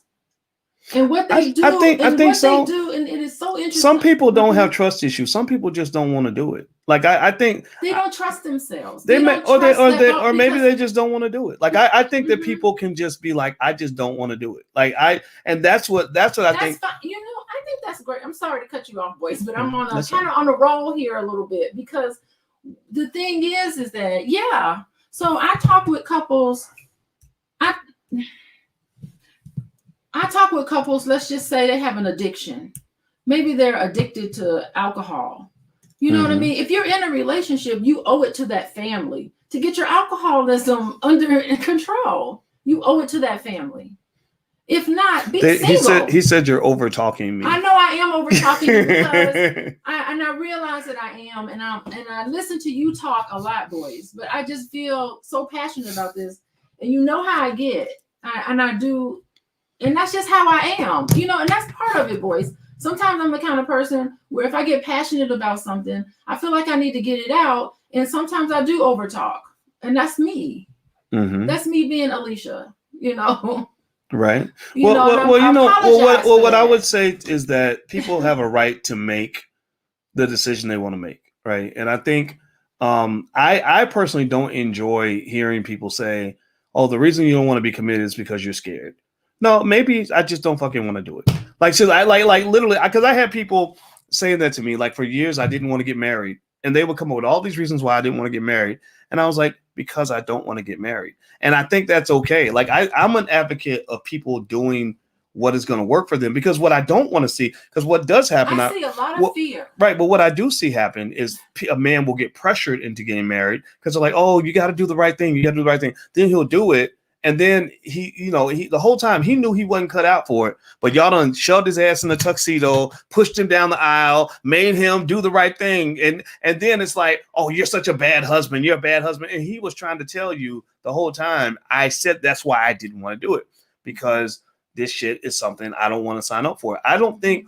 When I got about 35, that's when I learned that you don't have to get married. I used to think you had to. I thought in your 30s you were supposed to get married. You had no choice. And then I hit 35. I was like, I actually don't have to do this. I'm pretty happy. I'm pretty cool. And so it wasn't like I wasn't going to do it. It was just more like, if I find a situation that works, I'll do it. But actually at the same time, I was having a good life. It wasn't like it was all bad. Yeah, and it wasn't. Are you done with it? Because I see a lot of fear. I mean, when we scrape it, when we get down to the essence, I see a lot of fear in people. And that's why they don't pursue relationships. That's why they don't go after the person that they want. I see a lot of fear in people. And that's why people don't speak up. That's why people don't say what's on their mind. Underneath a lot of that, I see a lot of fear. Mm-hmm. And they're scared. I do agree with that. I think because I'm sorry. I think I'm cutting you off again, but I you can make see yourself vulnerable. And I can see, but I can see, but I can. Oh, but hold on, wait. I can see fear. I can see fear being a factor for everybody, right? Yeah. Like, and you should have fear. You should be afraid because divorce is terrible. It's very stressful. It breaks you financially. Like, there's a lot to be nervous about, right? And being unhappy in a bad marriage is a very bad thing. So what I think that what you might be saying, and I agree with this, is that if you do it, you better work extra hard to do it right. Like you really be like, real. Like don't just jump. Like, well, what I mean, let me say this. Go ahead. I want to hear your 2 cents, but I want to say it's like I think taking your time to make sure you pick the right person is important. Don't jump into it, and then once you're in it, you have to work overtime to learn the skill set necessary to manage that relationship. Because riding a relationship is like riding a wild bronco. Like, it's gonna try to flop you off, and you're just gonna constantly be doing this the whole time. Go ahead, babe. What were you gonna say? What I was gonna say is that there's nothing wrong with marriage. There's nothing wrong with relationships. The issue is the people in the marriage. The issue are the people in the relationship. I feel like marriage is fine. It's just the people who get married and they don't want to put the work in. They don't want to make the sacrifice. They don't want to put the marriage first. Make your spouse the priority. Nothing should come between you and your partner. Nothing. And if you put that first, that's even bigger than you. It's and that's real love, because you can have like that beginning infatuation love. You can have that love that makes you you got butterflies in your stomach and it's a new relationship. But the real love kicks in on the other side of that when you really learn how to, because a lot of that is you're anxious and you're like, excited about the newness of it. But what takes the work is on the other side of that, when you guys have committed to each other and you have to work at making it new again. You have to keep these rituals of connection. That's what they call it. These where you just say, okay, we're going to go to bed together. We're going to wake up together. We're going to do these things together. That's going to take work. We're going to sit here. We have an issue. We're going to sit here and we're going to work it out. We're going to talk it out, because your commitment to each other has to be above and beyond all this other stuff. And that's what happens. A lot of marriages, you have children, you have jobs, and you get to be bogged down in a whole lot of stuff. And you forget about your marriage. You forget to put that marriage first. Well, that's what I'm seeing with my couples. Well, I think that you're right. And I think that overall, when you talk about the relationship stuff, I think it's important that you always make sure you're all having the same conversation. Like, I don't judge what people want. You know, when I listen to like Kevin Samuels stuff, I'm not really necessarily, I do see where he talks to women and sometimes to men about marriage. At least the two or three times I listened, he was talking to a lady that wanted to get married, and he was giving his perspective on it. And I think that there's room for that, right? In that, I think you got to listen to what men want, because marriage ultimately is a legal document that you're trying to get somebody to sign. That's it. And I mean, it's sure it's about love and everything else to go with it, but you can have the love and shit without the legal contract. Remember, Dr. Dre just signed $2 million away to his wife in a month, just for 1 month of spousal support while he's on his deathbed, dying from a goddamn brain aneurysm. That probably came from all the stress of a fucked up marriage. And so was his part in that? How did he contribute to that? It doesn't stress? matter. It doesn't matter. He contributed to. He's got to take some ownership of it. I mean, I hope he does very well, and I hope he has a full recovery. Nobody wants to read about that, but I'm talking about in that moment. What did he do to contribute to this stress? Well, I think that when you see somebody that's been battered by a situation, I think that we can say, well, what role did you play? But you also have to make sure we're not victim blaming too. Like, if he was a woman sitting in the hospital with a black eye because her husband punched her in the face, you don't say, well, what did you do to cause it to happen? You say, you're in a tough situation, right? And so I think that with him, it's not the same, right. But what I say though is, yeah. I think we have to hear the truths of men. There are men who are saying, ouch, that's a lot of money, $2 million, that you got to write this big old check and you're dying from a brain hemorrhage. It's I think one of those things where I think to at least get men to even understand, or people to understand, the value of what healthy relationships can do for their lives, or what a healthy marriage can do, helping them overcome their fears and not judging their fears is important, and understanding the fears. Like, I don't think people try to understand why men that, at least I know men who are afraid of marriage, and they want to chalk it up to like, oh, you're just being a little boy, or you're just a wimp, or you're that's just real fear. Right. But what I'm saying is, like, I think getting to the root of that and not chalking it up to just something that happened in your childhood. Oh, your childhood was dysfunctional. You had a bad relationship with your mother. That's why you're afraid. No, maybe he's just afraid of losing all his money. Now, let me say something about this. It's so interesting. It's like, whatever issue, for men, whatever issue you have with your mom, believe it or not, you grow up and you date your mother. It is so crazy how that works. It's like, that's true. You are continuing the relationship you have with your mother. When you get older, the very person who you're going to choose is going to be the person in front of you who's going to pull that out of you so that you can work through those issues that you have with your mother. Now, that's true. Women do it. This abandonment issues that a lot of women have. You're going to pick that man that's going to get you to work through those issues that you had with your dad. I mean, That's what it is. You marry your dad and you marry your mother.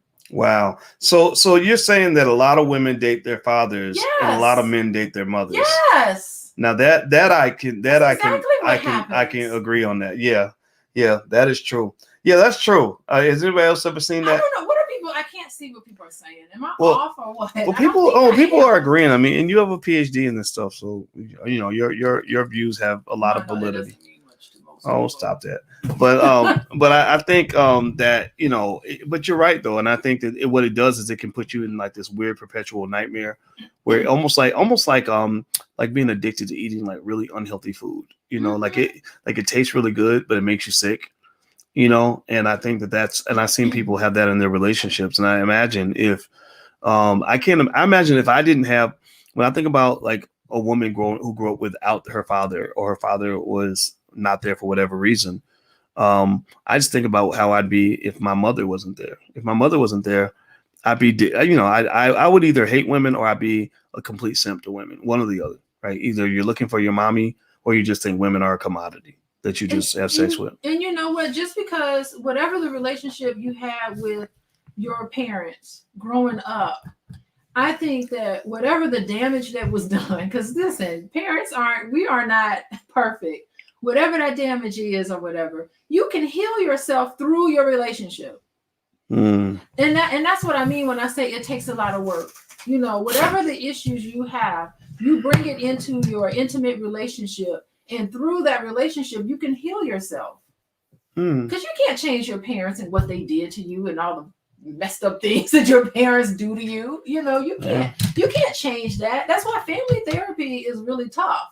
Family therapy is I mean, I've done family therapy and worked with families. It's a tough one.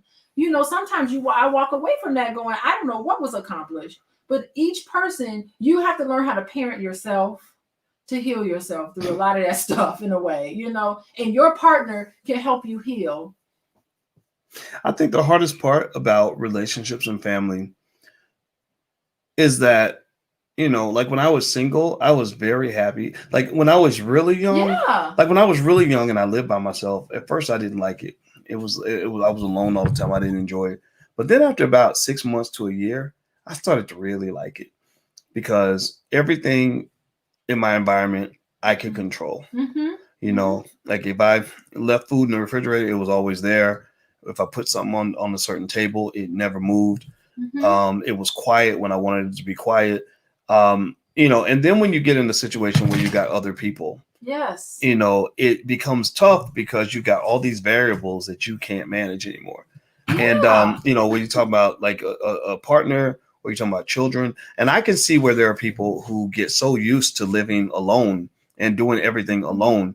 Like every time if you choose to go out to eat, it's one person's decision. You don't have to come to a consensus. That adjustment to suddenly having to share power in your life with other people, it can really suck. You know, like especially if you're dealing with somebody who's rigid as you, who also is like used to having their way. It can become a mess. It can really suck sometimes, but at the same time, it can be a beautiful experience. How beautiful of an experience can it be that you can share your life with somebody and you can go to dinner with that person and it's beautiful. You can have a conversation with that person and it's uplifting. You can have a companion where you grow. It's the growth it's easy to be alone and single sometimes, where it can be a rewarding process to be in a relationship that's healthy and not toxic. You know, a relationship that's healthy, and when you respect each other, you can grow together. You can have a companion. You can go to China with somebody. Me and you, we went to China. How wonderful was it to go to China than to just go by yourself? You know, somebody you can experience those special moments with. It's just a beautiful thing. Now that's true. Oh, by the way, I don't know if y'all know this or not, but if you go to the blacklovechannel.com, we actually have like this little, we decided to do this fun little reality series called the Black Love Blueprint, #Boyce and Alicia. So it's actually the third installment of the Black Love Blueprint, which is actually 2 other films we made with therapists and stuff like that. So if you want to go take a look, go to the blacklovechannel.com, theblacklovechannel.com.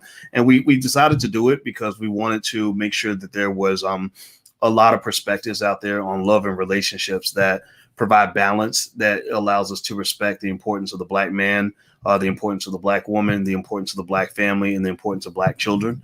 So there's the URL on the screen, theblacklovechannel.com. So I hope you'll subscribe.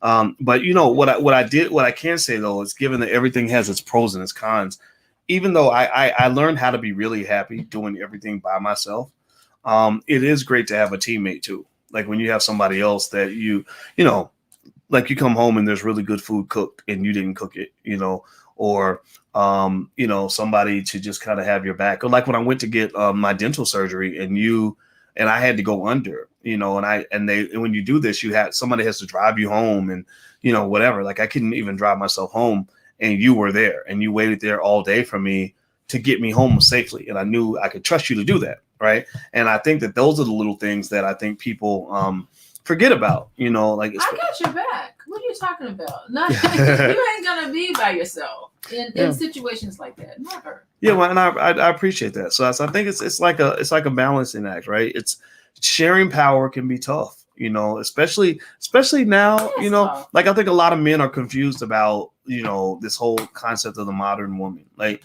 men are confused by it. Like it's, you know, it's like, okay, women are showing up with tons of education and professional credentials and, you know, ambition like men have, and modern women. Yeah. I got or just that concept. I got a career. I got a Right. house, and I got cars, and right. But what I think a lot of men feel too, though, is they feel that sometimes the women show up as men and they don't like that. Like some of the men feel that the women show up as like a man. Most ambitious men I know, they don't want to be with a woman who's as ambitious as them. It's just like if you're dating a man who wants to be in the mirror as much as you. He wants to wear as much makeup as you.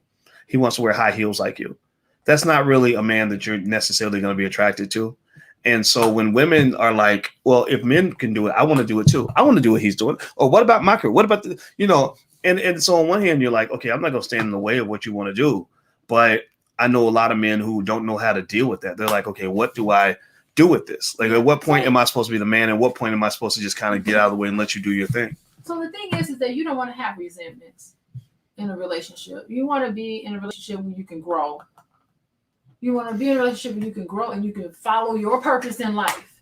So, I mean, I feel like I'm following my purpose in life, and I don't know how that shows up, but you want somebody, I don't know, like ambition is a good word, but you want somebody who feels good about what they're doing every day. Mm-hmm. Mm-hmm. And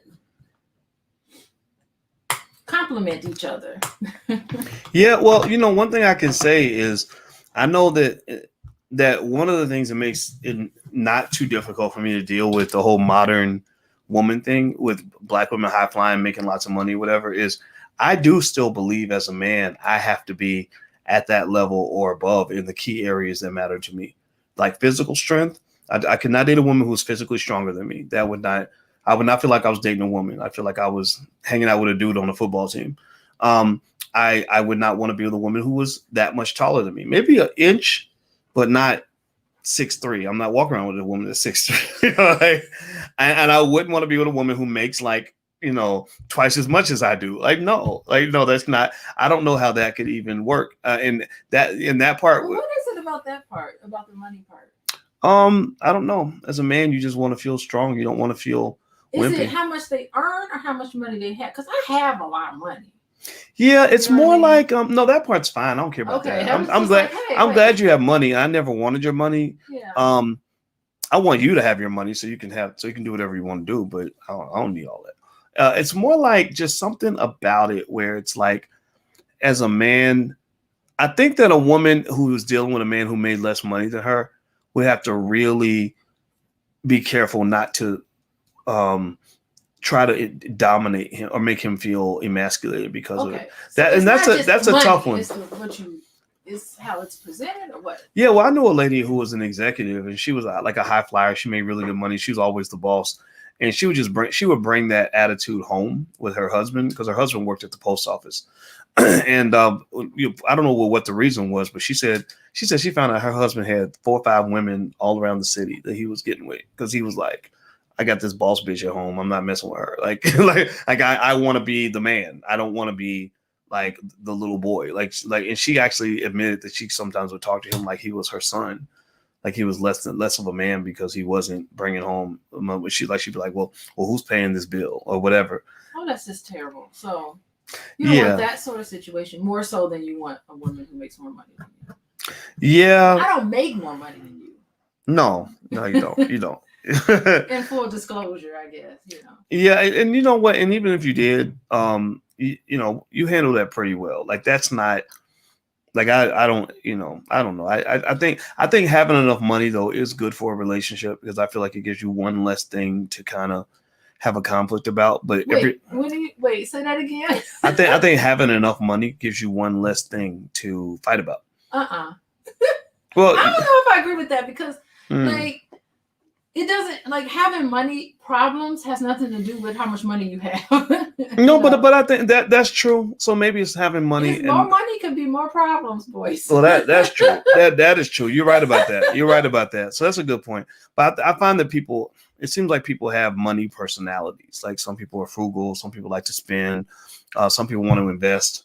Even what you do for a living. Like you have a job. I'm an entrepreneur. Yeah, we look at money so differently. Yeah, that creates different income streams and styles. Like my money is, it can be real big or sometimes it's not so big. It depends, right?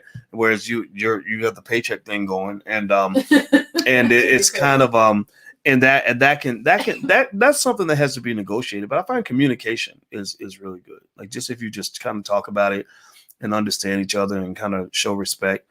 So that one's pretty easy. But I do think that generally speaking, one of the challenges I've seen a lot of women that do have is if they're coming in high flying and making a bunch of money, I've seen scenarios where that's awkward for me. And I can tell you honestly, I remember when I was 29 and I went on a date one time with a lady long before you and I got together, and she was a professional. I was in grad school. I wasn't making no money yet. And I remember that I think she liked me, but she was like a year or two older than me. And she was like marriage age. Like she's ready to marry. I'm like 28, 29. I don't care, but she's at that 31, 32 age where it's like, okay, could this be my husband? And I remember specifically that she had more going on financially than I did. She was making money on her job. She had her own condo and a nice car. I don't know how I felt about that. I felt inadequate. Like I felt like I was bringing nothing to the table, and I'm not going to ask you for your money. I'm not going to do that. I can't do that. And I'm sure she would have gave it to me, and it wasn't even her fault. I totally take full responsibility for the fact that I wasn't interested in her, because I was like, if she were a broke graduate student like me, we would have just been broke together. But the fact that she had it all together, I think maybe it made me feel like I was going to be judged or scrutinized, and she never did anything to make me feel judged. She was very nice. It was all in my fucking head. Yeah, but I didn't enjoy that. So I think it's maybe like knowing who you are and what makes you comfortable and what doesn't. Mm-hmm. So I learned at that time, I got to go make some money.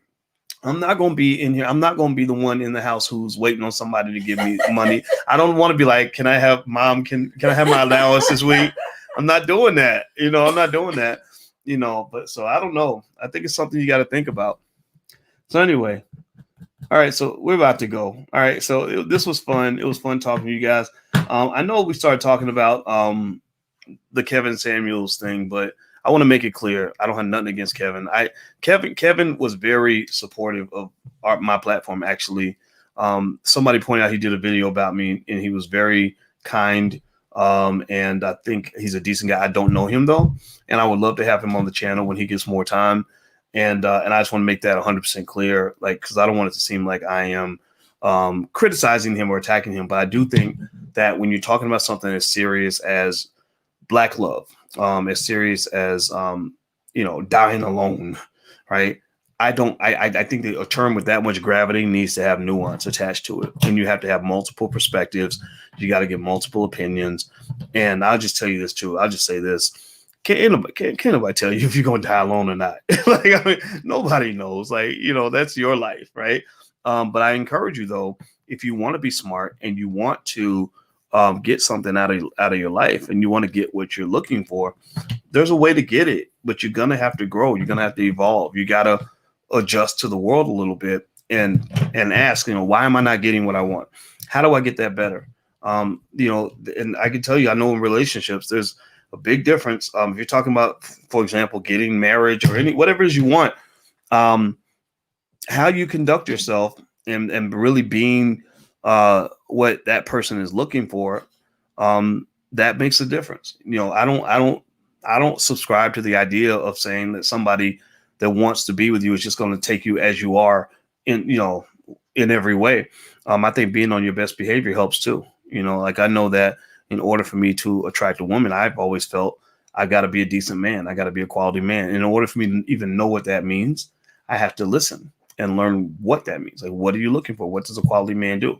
Right. And then also you have to know when you're in a dead end situation and what to walk away from, because there's a lot of poisonous people that show up, in fancy cars and with a big butt and a smile, and they have plenty of good sex, and there's a lot of damaged people out here. So don't waste your time with damaged people. Like, find some healthy people.